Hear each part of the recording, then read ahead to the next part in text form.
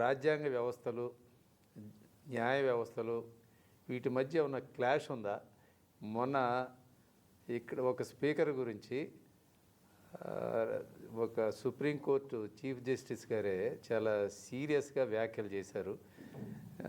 అది ఎలా ఉందంటే, మామూలు వాళ్ళు వార్నింగ్ ఇస్తారు చూసారా, నేను దలుచుకుంటే అన్నట్టు, అలాగా నెక్స్ట్ బర్త్డేకి నువ్వు ఉండవు అన్నట్టు, అది బాలయ్య సినిమాలో డైలాగ్ లాగా అన్నాడు కదా, నువ్వు ఎక్కడ ఉంటావో చూసుకోమని. అది నెక్స్ట్ బర్త్డేకి, నెక్స్ట్ న్యూ ఇయర్లో నువ్వు ఎక్కడ జరుపుకుంటావు అన్నట్టు అంత ఓపెన్గా జడ్జీలు ఏదైనా తీర్పు ఉంటే చెప్పడం వ్యవహారం వేరు. కానీ ఆ కామెంట్ల మీద బయట చాలా ప్రజల్లో చర్చ జరుగుతోంది. అసలు అది అట్లా మాట్లాడవచ్చా? ఒక న్యాయ వ్యవస్థలో ఉన్న ఒక పెద్ద ఆయన ఒక స్పీకర్ని మీరు ఏదన్నా ఉంటే ఇమీడియట్ సెటిల్ చేయాలని చెప్పడం వేరు, కాకపోతే ఇలా పర్సనలైజ్ చేసినట్టు కామెంట్ చేసినట్టు మాట్లాడవచ్చా?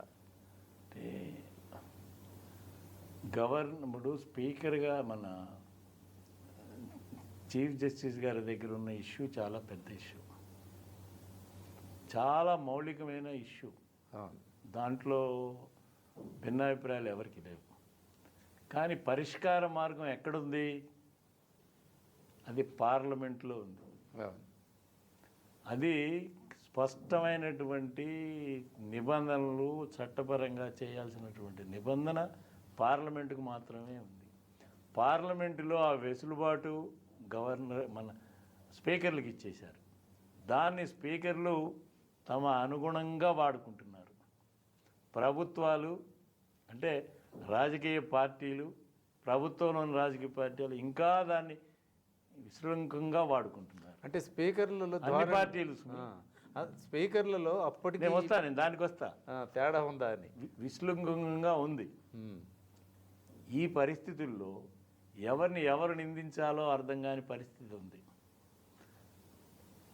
పార్టీలు మారడం తప్పు లేదు, కానీ ఒక పార్టీలో గెలిచి ఒక శాసనసభ్యుడిగా ఎన్నుకనై పార్టీలు మారడం అనేది చాలా దగులుబాజీ పని, మంచిది కాదు.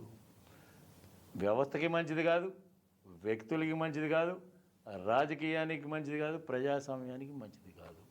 కానీ ఇది యథేచ్ఛగా గతంలో కాంగ్రెస్ తూట్లు పొడిచింది. తర్వాత రాజశేఖర రెడ్డి గారు, పివి గారు ఉన్నప్పుడే తూట్లు పొడిచారు.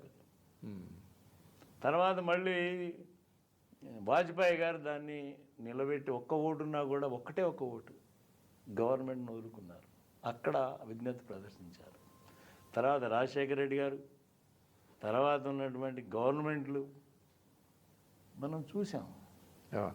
తర్వాత తెలంగాణ ఏర్పడిన తర్వాత ఆ అవసరం లేకపోయినా కూడా ఏదో పునరేకీకరణ, ప్రజాస్వామ్య, ఇది రాష్ట్ర సౌభాగ్యం అనేటువంటి ఒక మేలి ముసుగు పెట్టి ఈ పార్టీలో ఉన్నటువంటి వాళ్ళని ఒక ఎమ్మెల్యేగా గెలిస్తే, గెలిచిన ఎమ్మెల్యేని అపోజిషన్ తీసుకెళ్ళిన మంత్రిగా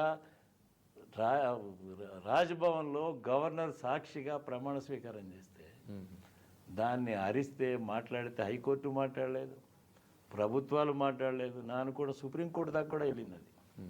అది ఎవరు కూడా ఇది తప్పు అని నిర్కర్షగా చెప్పలేదు. దాన్ని ఆసరా చేసుకుని మళ్ళీ ఆంధ్రప్రదేశ్లో కూడా చంద్రబాబు నాయుడు గారు కూడా 23 మందిని తీసుకుని మంత్రులు ఇచ్చి అక్కడ ప్రవాసం జరిగింది. రెండోసారి గెలిచినటువంటి చంద్రశేఖరరావు గారు మళ్ళా పదేసి ఒక పార్టీలనే లేకుండా కాంగ్రెస్ పార్టీని, తెలుగుదేశాన్ని కూడా చేసుకుని ఆ రోజున ప్రజాస్వామ్యం గురించి మాట్లాడలేదు. వీళ్ళు చాలా చక్కగా వాళ్ళ దాళ్ళు వాళ్ళు చేసుకుని తర్వాత ఎప్పుడు 6 నెలలకో, ఏడాదికో, 2 ఏళ్లకో ఆ స్ట్రెంగ్త్లు వచ్చేంతవరకు ఇచ్చి డబ్బులు ఇచ్చారా లేదా, మంచా చెడ్డ, అది ఆత్మసాక్షికి అందరికీ తెలుసు.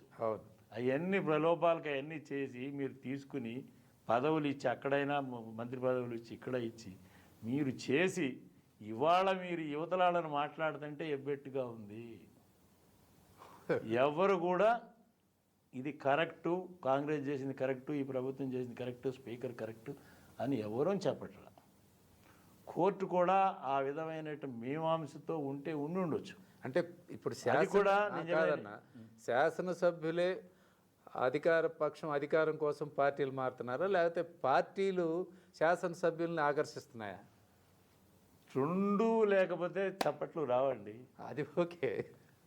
అది కాదు, రెండు అంటే పక్కల పార్టీ ఫిరాయింపుల చట్టం అనేది పెట్టింది, ఈ పార్టీలో గెలిచి అవతలకి జంప్ అవ్వకూడదని పెట్టారు కదా.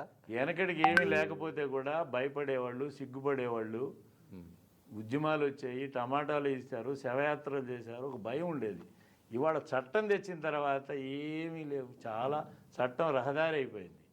నేను ఇది ఎందుకు చెప్తున్నానంటే మీరు సీజే గారి గురించి అడిగారు, అందుకు చెప్తున్నాను. నేను ఈ విధంగా చేసుకుంటూ వచ్చి ఈ రోజున ఆ స్పీకర్ చేస్తే ఏం కాలేదని రెండో స్పీకరు చేస్తే ఏం కాలేదని మూడో స్పీకరు, అంతకుముందు కిరణ్ కుమార్ గారు ఉన్నప్పుడే ఏం చేయలేదు కదా, ఇదేం కొత్త అని అది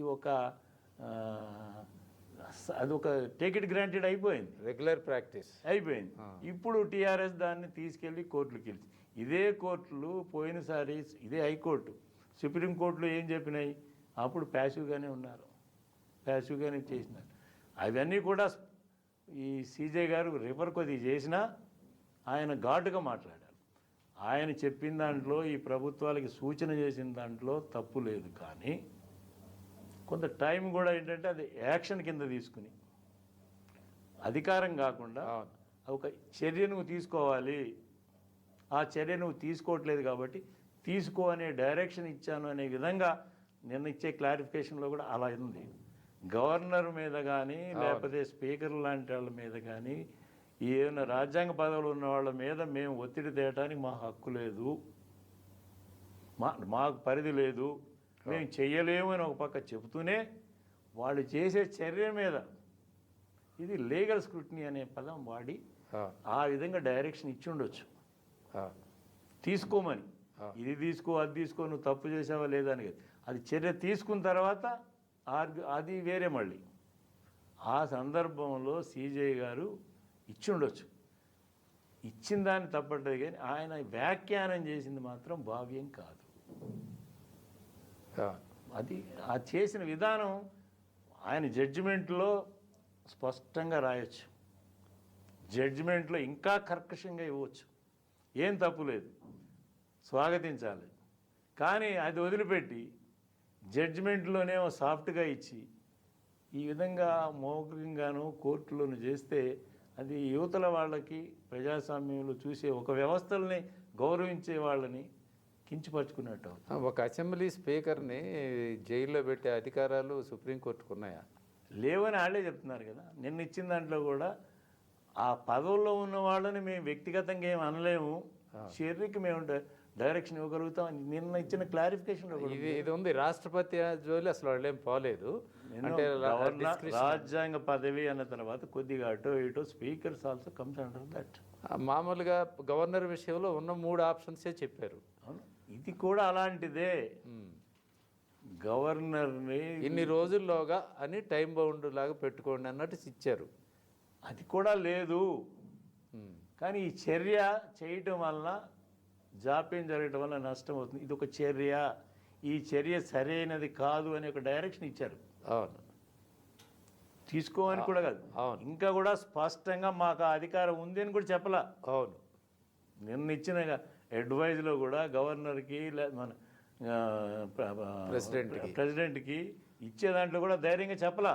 అవును, వాళ్ళు ఒప్పుకున్నారు, కొన్నిట్లో మాకు లేదని ఒప్పుకున్నారు. అవును.